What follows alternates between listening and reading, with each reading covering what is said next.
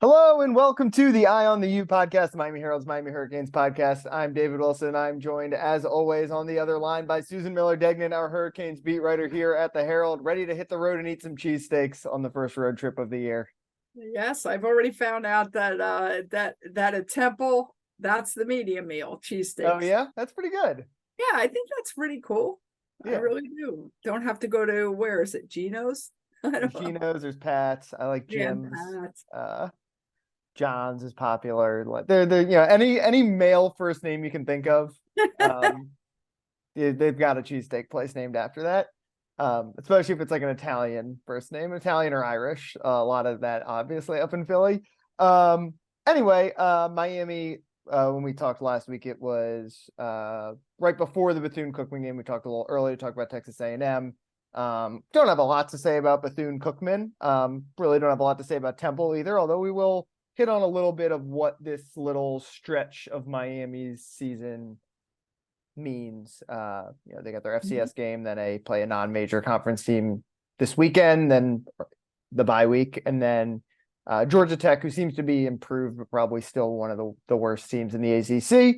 But I think we can still kind of just keep reacting to the Texas A&M game because I think the ripples are still really evident. We talked last week about how it was certainly, obviously, the biggest moment of the Mario Cristobal era, and you could probably make the case it was the biggest moment going back to the Notre Dame game in 2017, and Miami now up to number 20 in the polls. And I think a big comparison, and I was out at Chaminade versus Heritage on Friday night, obviously a big recruiting game, and just a lot of people in the football media there. Mario Cristobal and Kevin Beard both in attendance at that one. And a big talking point was obviously how big that Texas A&M win was, but also like the way it really compares, I think, to the Notre Dame game is the number of recruits who were there.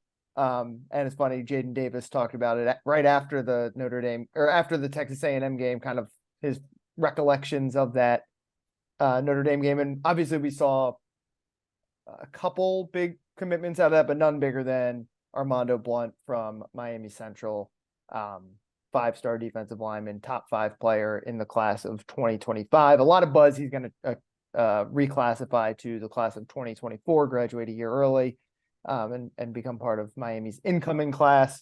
But that's the kind of recruiting, like that's exactly what, I mean, it's hard to like imagine a way they could have kind of built on the momentum much better coming off the Texas A&M game. You get to blow out Bethune-Cookman a couple of days later, and you get a 5-star best player in Miami recruit on the same day, actually, last Thursday. Yeah, you get it right. You get that the guy, Blunt commits like 2 hours before kickoff. Yep. I mean, how's that for timing? And then Mario is, just seventh heaven. Yeah, I mean, he got brought up obviously in the post-game press conference, and he was obviously smiling. He can't say anything officially, but like everyone was like, "Hey, Mario, like recruiting pretty good, right?" And then the next day he's walking up and down the sideline, right? Yeah, and then at the Chaminade game, he's at the Chaminade game, and he's kind of big man on campus again. Yeah, and I will say, like, it was, that's a small stadium. So it's kind of like an intimate stadium. There's no track there, so like the fans are like kind of right on top, and people are yelling at him, but like good thing. Like it's different than it would have been 6 months ago, right? If he was walking around at games where it's he's not hiding his face, but fans aren't excited about it necessarily, but he's throwing up the U. People are yelling at him, talking about the game and all that kind of stuff. So yeah, like you can feel it out in the community too, which is obviously really important here in South Florida. Yes. Yeah, Mario is, throwing up the U, and he's kind of like the big star, and everybody's talking about him, and he's getting the recruits. So that's what winning does, right? Yeah, and I could see them continuing to win, actually. Yeah. So that's the other thing. Like I mentioned, that you get, if you play Texas A&M and then a week later you play Clemson or Florida State or something and lose, like it takes the shine off a little bit. They get probably like a month to revel in the Texas A&M game, as long as they don't screw up one of these next couple games. Like Bethune-Cookman, again, not like an exciting game by any means, but like they did what they were supposed to do against Bethune-Cookman. That game was never close. They, No. it was never competitive for a second. So like there like really hasn't been like an angsty moment yet for this team. Maybe like one or two drives in the opener when it like they stalled out, I think, a couple of times in a row. But I mean, Well, they've Texas got A&M, 2 blowout wins and a 2-touchdown win against a yeah, top 25 team. but Like the Texas A&M game was nice, and it right it by was the I end. mean to the very end it really to the very end it was Mario said that too. That's the whole thing we were talking about this week, about Shannon Dawson being aggressive and saying, hey, we got to go for it. We can't be conservative here. Once they had a decent lead, but not a great lead, because if you're playing against a decent team, I mean, Texas A&M, they were coming right back. It's very in college football, man, you can score fast, as we have seen That's true. this Yeah. weekend, like quickly. Colorado. Anyway, it's you got to keep your foot on the gas pedal. And that's what Miami is doing. And they look great against Texas A&M. They look great against Bethune-Cookman, which I understand. It's school, but they got to empty the bench, and a lot of kids played. So many have played now, and what it does is it gets them wanting more, it gets them motivated, it gets them wanting to practice harder, thinking they can get in. And they're smart to play all these guys. So, yeah, I mean, and I think this game coming up, it depends, I found out today, I shouldn't have looked at the weather, but I did. I think it's going to pour during the game. I think there's like an 80% chance that it's going to rain. And so that might affect things a little bit, right, for Miami's offense. Yeah. So we'll see what happens there, but hopefully they can put in another good performance, and then with a week off after that, their only open week of the year. I thought that it was too early. When we got the schedule, I thought, man, that's so early in the season, but maybe they need that. Maybe with Cam Kinchins and I mean, they have enough injuries, right, where it's and I want to talk about that a little bit later on. Okay.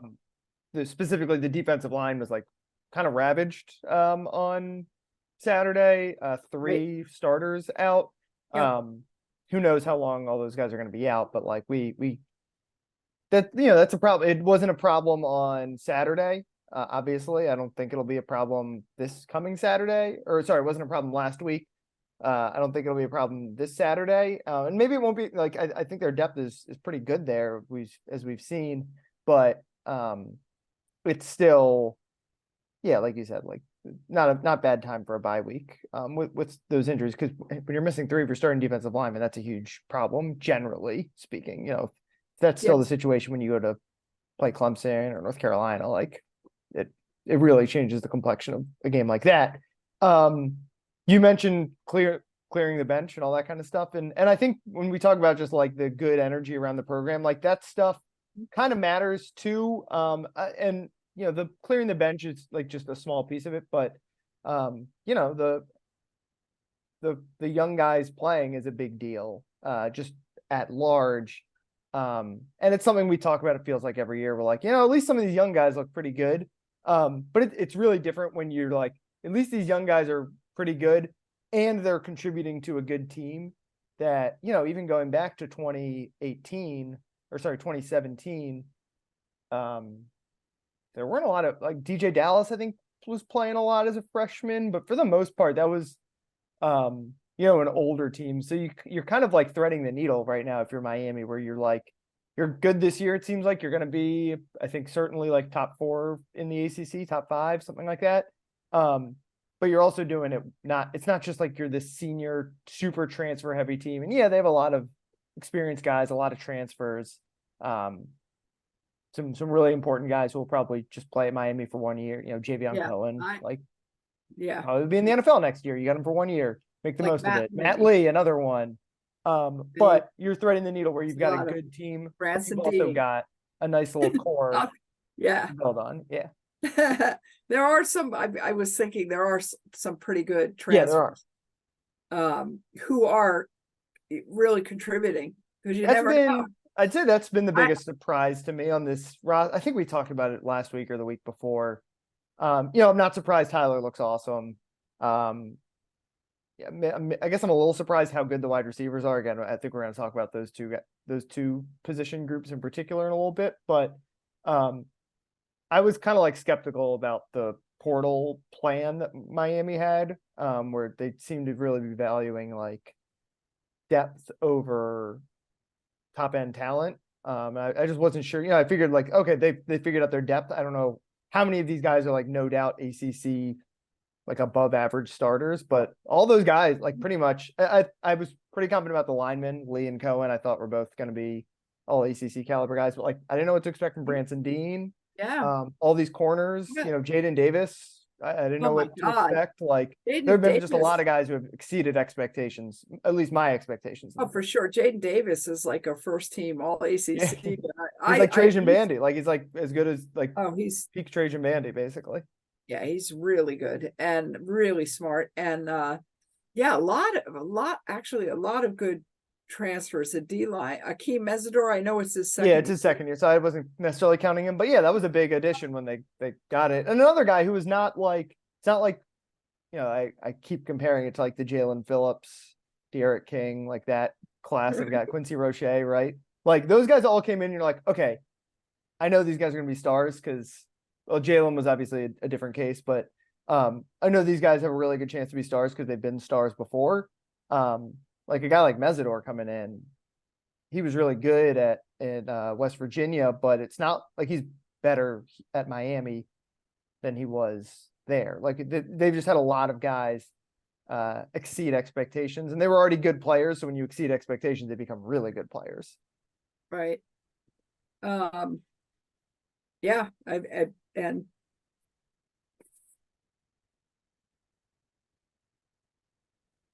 All right, let's switch gears to just kind of a look at. I'm intrigued by this stretch of the schedule, or not intrigued, I should say. I'm like not intrigued at all by this stretch of the schedule, but I was trying to think of an interesting way to talk about it. Miami, obviously, everything in the preseason in a lot of ways in the offseason was gearing up to the Texas A&M game, right? Like obviously they're not thinking quite like that, although I'm sure they were kind of thinking like that within the program, but our expectations, everything was like, just let's see what happens in week 2. And now we quickly go back into like Miami is, they're a little more relevant because they're ranked now. They pop up on the ESPN score app right away, which is nice. You don't have to go search into the ACC tab. But it's a pretty uneventful stretch of this schedule. Obviously, like I said, they took care of Bethune-Cookman, get Temple, got a bye. And then you got Georgia Tech. So like on paper, it's the easiest stretch of the year for Miami. I don't know if there's that much necessarily to analyze, but I do have like 3 things that I think we've like have sort of been validated or are in the process of being validated that I think we can continue to actually like learn some stuff about here. Like I know we'll talk a little bit about the offensive line, but I don't know how much you can learn about an offensive line going up against Bethune-Cookman or a bad Temple team. Like Miami's just going to maul those guys. Like, let me see. And we saw what they did against A&M. Now I want to see what they do when they play Clemson, like another test. But there's a couple spots on this roster that I think that maybe we had a feeling about, and basically 3 things we have learned / can continue to learn. Things that actually matter is the way I guess I should phrase it from this stretch of the year. And number 1, Tyler Van Dyke in the Heisman race for Tyler Van Dyke, right? You gotta put up some big numbers here. Like I know again, it's Bethune-Cookman, but he was like spectacular on last week. yeah, completely in control. Yeah. I mean, he's definitely back That's the what thing. holds me. That's a really good way to put it. Completely in control. See, confident, you know, does have that O line. Just you feel like it's going to be a completion when he goes back to throw. You don't feel like it's going to be an interception. You don't feel like he's going to get hit. You don't like hold your breath like, uh-oh. Shoulder seems, knock on wood, fine. And his numbers are, like you said, are fantastic. He's seventh. I guess after last week's game, he was seventh in passing efficiency nationally, 14th, ranked 14th in passing touchdowns. He has 8 already, 21st in passing yards per completion, 14 and a half almost. And a 26th in the passing yards per game, 274, and 28th overall in passing yards, 822. He looks so good in every way. It really is a pleasure. And even when we hear him speak now, he's, like I said, he's very competent. You could just feel it. He says he's feels better than he ever has. He's more accurate than he ever has been. He loves Shannon Dawson. Yeah. And this is probably the segue to the next part. His receivers are fantastic. I cannot believe I'm saying that. I know. I can't believe that is it. the next topic, but I do want to stay on Tyler just a little more. He's on the board now for the Heisman. Like, I think he's looking at from BetMGM, tied for the 13th best odds for the Heisman. He's still plus 4,000, but like, he's on the board. He's right behind Drake May on that list. Like, teams are taking notice. Even though obviously, again, they've played one good team and 2 bad teams. Though when you said he's in control again, that's the big difference. And part of that is obviously Tyler like being comfortable in this offense, but also like the offense is, the run game plays a big part of that. The receivers, we're going to talk about, will play a big part of that. Like, they're ahead of the sticks a lot. Like last year, it felt like they were always in 3rd and 7 or whatever. Like, they could pull out a big play every once in a while, but just no consistency with the offense. The thing that Shannon Dawson in this offense does so well, one, they've run the ball really well, so you can hand the ball if you're running back, and you're probably going to get 3 yards every time you do that at least, and maybe more. But also, like, I think I said it last week, the short passes, like, that stuff matters. And I know it's like you watch quarterbacks who do that a lot and you're like, yawn, anyone can do that. But that sets so much of this stuff up because, if you get into 2nd and 3, then you get to take a shot, and Tyler can take a shot with the best of them. And I think just the way that I just think the offense is like way more cohesive than it was last year. It's, it feels similar to Rhett Lashley's offense in a lot of ways, just in terms of like it feels like they got a 3-down plan every time, right? They're like, all right, we gotta get some yards on for like, they're very rarely like, even in like 2nd and 10, like it feels like on that first play, they're always getting yards and it, again, we're talking after the Bethune-Cookman game, so we're skewed a little bit, but he was awesome against Texas A&M too. And he looks comfortable. He looks healthy, right? We're suspicious, I guess, or not suspicious, but he really understandably nervous about that shoulder, considering the number of injuries he had last year. He came out week 1 with the tape on his finger, has not hampered him at all. He looks as good as ever. Like, he looks like this is what he looked like in 2021. Yeah. And, Shannon Dawson was talking about the receivers this week and how the he stresses and they practice when the ball hits your hand. What do you do? And he wants everybody to get up the field and get vertical. He says, drop step, get vertical. Yeah. Like, he wants it to be one motion. You catch the ball and you're you catch it, but you're already going. Yeah. Yeah. You're kind of already going. He said it's one movement. And he said too many people don't do that. Don't stress that really. Yeah. So especially when you're, they run a lot of it's like the air raid thing. A lot of screens, a lot of like quick out passes or short quick slants. Like, yeah, when you can turn those screens from 3-yard gain into a 6-yard gain on first down, it makes a huge difference. Yeah. And they're all doing it. They're not really dropping passes. They're not. I mean, so they are. Yes, There've been a few, yeah. Like Jacoby had one against Texas A&M, but yeah, again, like yeah, even those are, you could like debate whether the ball was perfectly. and you know what?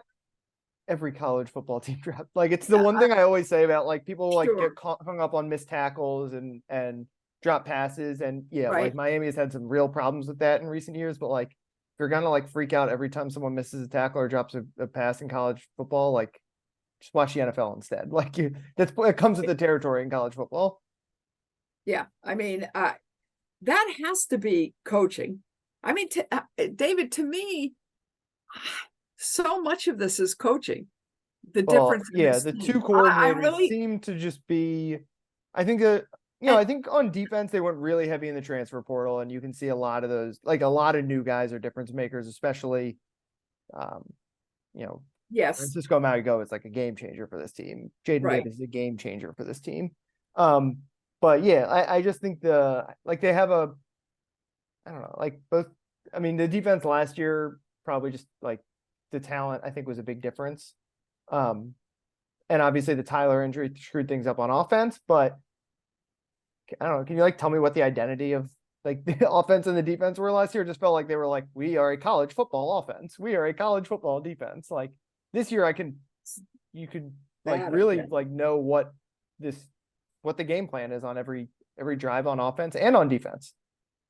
Yeah. I mean, yeah, I just think that the coach, we've talked a lot about Guidry and Shannon Dawson, and I think some of the other coaches also. Yeah, I'm sure. It's all like those. Yeah, that's the stuff that when you talk about like the drop, like they're not dropping passes or, the running backs like looking really improved. Again, a lot of that has to do with the offensive line, but those position coaches, especially in the off season, because these guys were all here for the spring.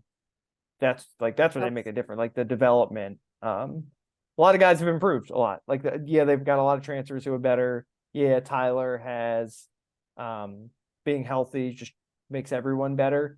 But now we probably could transition to wide receivers. Those 3 guys are just like a significantly better than they were last year, with like putting an asterisk on Xavier Restrepo because we just he was spent so much time hurt last year. But he's been unreal. spectacular. He's like on pace. I mean, we're through 3 games, but he's on pace for the like best receiving season in Miami history right now. Yeah, and they got one of their hardest games out of the way.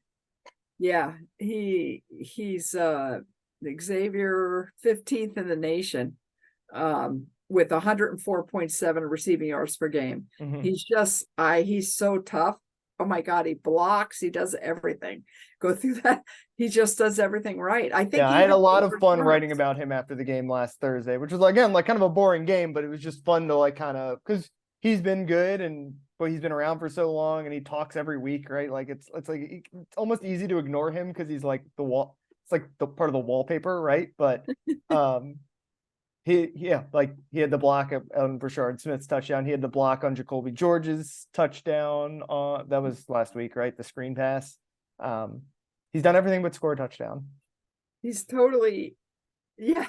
He doesn't care. He said he doesn't care. He's totally engaged in the game. Yeah, I mean, it's totally every second of intensity. Every second during the game, he's doing something to make it better for UM. So, yeah, just it's such a pleasure. I was looking at some of my old stories that I did last year about, no offense, but there's no offense. Yeah. I mean, incredible. Yeah. What a difference.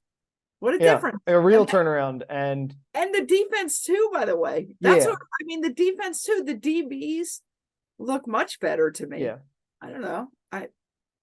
And that's without, Cam. I mean, Cam was obviously a huge part of the A&M game, but like, right. Well, so it'll be interesting to see what they look when he gets back, if he gets back, like what that'll change a lot with the defense. I just can't Um, imagine him coming back this week. Maybe no, he, I don't think well, so either. There's no need to I rush it. Like that's the beauty of this little break they have in the schedule, essentially. yeah, they Is, don't as need you to said, rush all it. these injured guys. Obviously, his injury is different than a lot of Right. other guys' injuries. But yeah, no need to rush. And if it's raining and stuff, forget it. Yeah, the other thing I wanted to say about Restrepo is like you talk about him being engaged in the game and all that stuff, and like that's the stuff he's always had, right? He's always, he's a better blocker probably now than he like just because he's older and Right. smarter and more experienced. But like, and I know it's Bethune-Cookman, but he had that one catch in the middle of the field on last week where he like he won a jump ball against like, he like just like went up and muscled his way through a guy and won a jump ball, and he's 5'10" or something. Like he's like a complete receiver. I mean, obviously he's never going to be Colby Young catching goal line fades because that's not who he like. He's just when you're that height, you're limited just by that. Like you can't be Yeah. a jump ball goal line threat like that. But he's a complete package everywhere else. He's got good speed. He's got good size. I keep comparing him. He reminds me of KJ Osborne. I keep saying just in terms of like how like thick he is as a wide receiver. Like they're just physical guys who, they just like he's like it's funny to say about a guy who's the smallest wide receiver, shortest wide receiver on the field sometimes, but he's like a man among boys in some ways. He like feels like a grown man, especially up against some of these small DBs you see in college football. Yep, he does. And And he's probably not even the most improved receiver on the team because Jacoby right. George, who's Jacoby like George. has Wow. always been like tantalizing, like moments. Yeah. He's like a legit, like they've got three really good receivers. Incredible. Yeah. Yeah. Okay, I want to wrap up by you were going to talk about the defense. Though the one other thing that I think actually matters from this stretch that we've seen. You mentioned the DBs. The Cam injury makes it a little hard for me to like know exactly what that's going to look like moving forward. But I think actually does matter, and I alluded to it at the top, and again, it's Bethune-Cookman, like put all the asterisks you want on it. They were missing three defensive linemen and three starting defensive linemen, and like just the defensive line they throw out there feels like not like an elite defensive line, but like a really capable defensive line, right? It's Jafari Harvey, who's probably has more sacks than anyone else on this roster. It's And a lot of starts. Yeah, it's Jared Harrison Hunt, who probably has like as many tackles for loss as anyone on this roster in his career. It's obviously Leonard Taylor was the one guy still playing who is, a potential first round talent. And it's Ruben Bain, who is probably the freshman everyone, like the guy on the roster everyone's most excited about. So I think we were on that pretty early that we really liked this defensive line and particularly the depth of this defensive line. I think you definitely felt that last Saturday or last Thursday.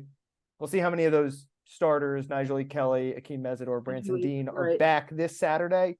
But this is a nice stretch to like kind of like for Miami to solidify that like our front seven, like we've got a lot of guys, and I mentioned Francisco Mauigoa, who's been a game changer at linebacker.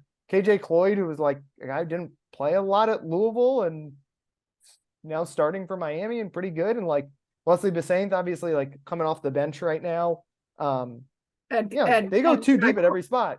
Keontra Smith, Corey Flagg, Corey Flagg has 2 tackles for loss, 2 quarterback hurries, 9 tackles. He's like 5th on the team, and he's, every year we talk about Corey Flagg, and he ends up being a really good player.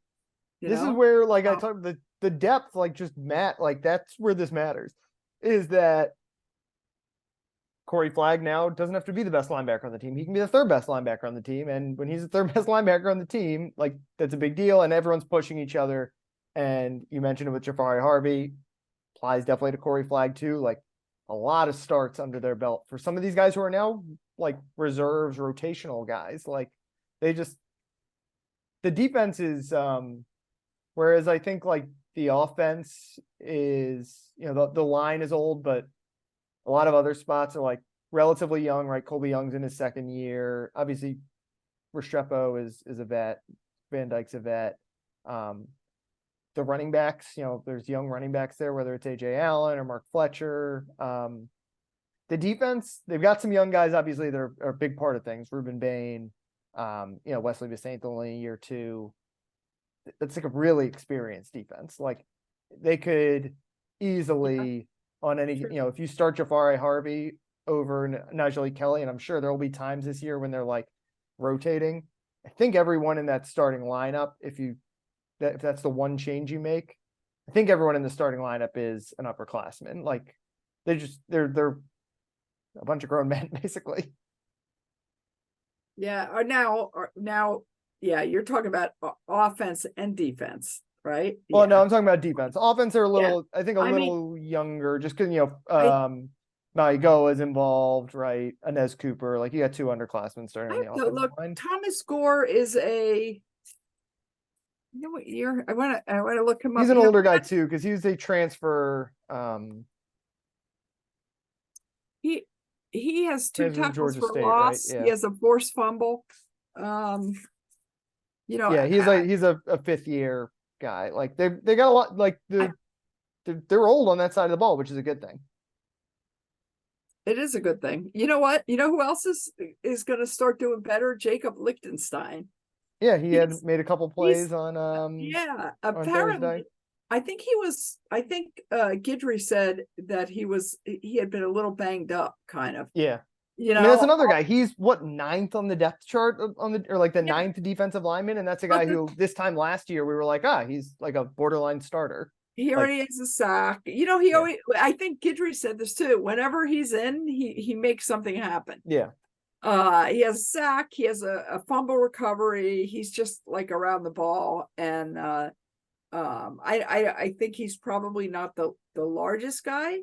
But he's another guy who's 6th-year senior now, right? Like they've got just a lot of experience on that deep. Yeah, he's smart and he's good, and correct. Yeah, the defense is and like LT is who, for some reason, I always think of him, no matter how old he is, he's like a little baby. Yeah, exactly. He's he's got still, like, for as big a guy he's got kind of a baby face. He's got like he talks kind of. He's got a goofy personality, like a very like jovial. He is. He's he's a very likable guy. Everyone, I mean, like him, Cam, and James Williams. Doesn't it feel like they all just got here? Like they're it does. Upperclassmen. But the thing is, all those guys being out, I think kind of helps him, because it's forcing him a little bit to get in shape. It's forcing him to take, some more reps, and it's good exposure for all these guys, right? Ruben Bain's playing a ton of snaps right now. That'll only help. But and as we said, a guy like Lichtenstein, who maybe wasn't going to play if all these guys are playing, he's back up in the rotation. So it'll be we'll have to see who plays this weekend. I would guess they're still going to be not at 100%. We saw Akeem Mesidor in a boot. Yeah, I bet he's obviously had some recurring issues going back to last year. So exactly. But I don't think it'll be a problem. Maybe Dean will be back. Nigel Leak, Nigel Leak. We don't actually know what that injury was. He finished the A&M game. Obviously, Mark Fletcher is the other guy still out, and then as well Cam Kinchins too. So either way, I don't think it's going to matter this weekend, and then they get a bye, and then I think you'd probably like to get a bunch of these guys back in time for Georgia Tech, even if they don't play a full share of snaps. It's a good chance to work these guys back in before you play Clemson the next weekend. So right now it's kind of like a boring, quiet part of the schedule, but once it ramps up in October, basically, it really ramps up quick because it's Clemson, North Carolina. Yeah. Oh, wow. On the road. Yeah. No, not Clemson. No, Clemson's at home. North Carolina on the road. Yeah. By the way, I know we have to get off, but there are a couple of guys. Remember Alan Hay? Yeah. I was looking up some long stories you wrote on him, long in-depth stories, and he ended up having 3 tackles in his career at Miami. Yep. He started 2 games already at Temple. Oh, good for him. Yeah, so but I noticed he did not start the third game. Yeah. But he's played in all three games. And Yeah. also Camden Price is their kicker. Oh yeah, because he's Who was he's like a Mid-Atlantic guy. He's from Maryland, so makes sense Yeah, that and he's he got was it a back up kicker for there. like 4 years at Miami. I know we got to get Had off. some good moments too as like a backup kicker in Miami. Had a couple good games. Yeah. So Um, this should be interesting. all right. You can follow Susan on Twitter at @smillerdegnan. She'll be up in Philly this weekend. Follow me on Twitter at @dbwilson2. I'll be on my couch, tweeting and it's a great college football weekend. So hope everyone enjoys the games, and we'll talk to you guys next week.